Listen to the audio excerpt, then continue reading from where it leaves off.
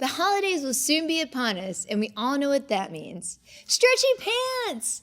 If you ever wish those delicious dishes that we enjoy around the holidays or special occasions could be stored somewhere other than your waistline, this Lulu University is for you.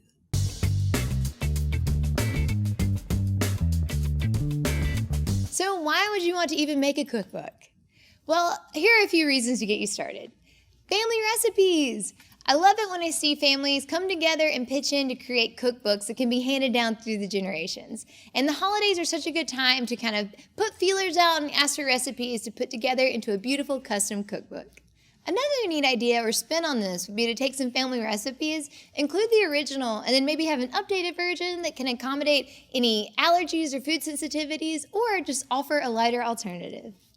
I really like this idea, and some of my favorite examples include pictures of the family member that maybe contributed the recipe, or any fun anecdotes about how the recipe came to be, or maybe even that one time that Uncle Todd had too much of the cooking sherry and then ruined everything. Up next is fundraising.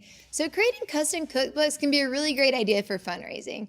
If you're members of a church or community organization or club or nonprofit and you want to raise money a way that's a little bit outside of the box, creating a custom cookbook can be a really fun way to do it.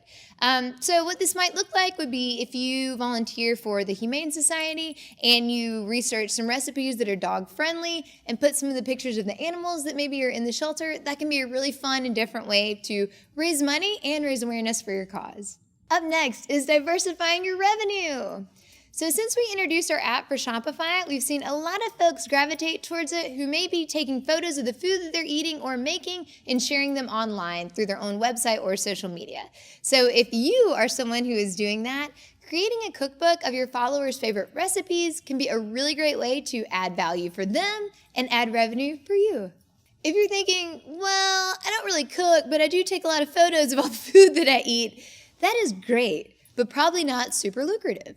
Or maybe it is, the internet is a magical place, who knows? But wouldn't it be cool if you took all those photos and then maybe created copycat recipes so your followers could enjoy the dishes too? Last up, creating a custom cookbook doesn't have to be for other people. It can be all about you.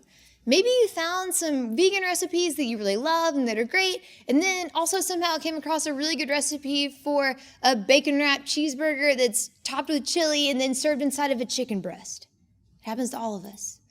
But you probably won't find all those recipes in the same cookbook unless you make it.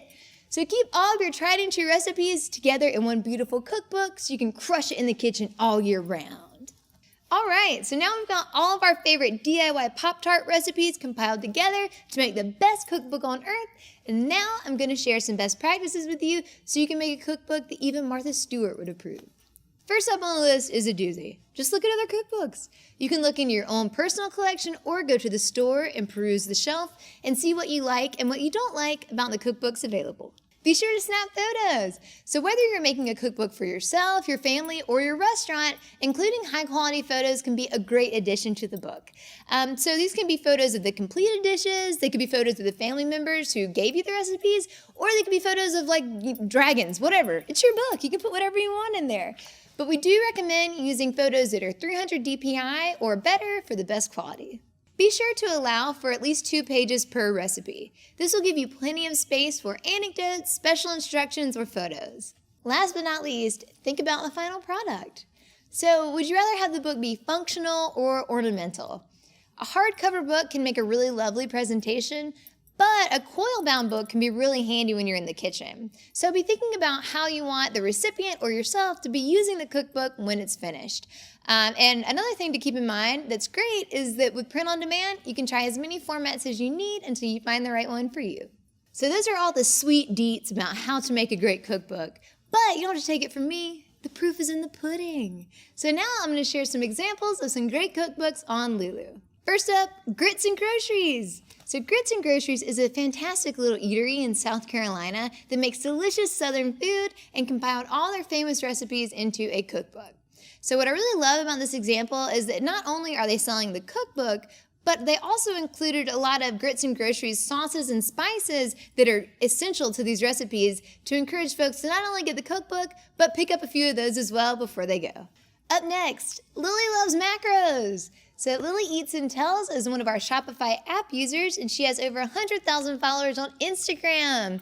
So she posts a lot of recipes that are macro-friendly and has compiled a cookbook earlier this year that she published that has some of her best and most favorited recipes by her followers. Up next is 21 Days, 63 Meals. So this is a Paleo Whole30 cookbook by blogger Kaylee Johnson. So Kaylee is the founder of the website paleoglutenfree.com. She's got a rather healthy Instagram following as well, with over 140,000 followers, and created this cookbook based on requests that she was getting from them. So not only does this book have wonderful recipes, but it also provides shopping lists, week-by-week meal plans, and daily nutritional data. This next example has been a favorite of mine since I saw it at Lulu for the first time a couple years ago. So this one is called Between Meals, and it was created by the Refugee Transition Group based out of California. The design is beautiful and the concept is incredible. This book combines stories, expertise, and recipes from women who have newly arrived refugees to the Bay Area. This book tells their stories of exile from their home countries, their journeys to the U.S., and their attempt to metaphorically and literally nourish their families in their new home.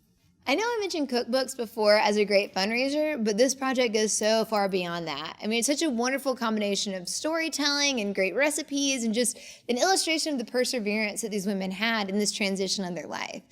So I like this example because I think it's a wonderful illustration of the creativity and flavor you can put into your project when you approach it.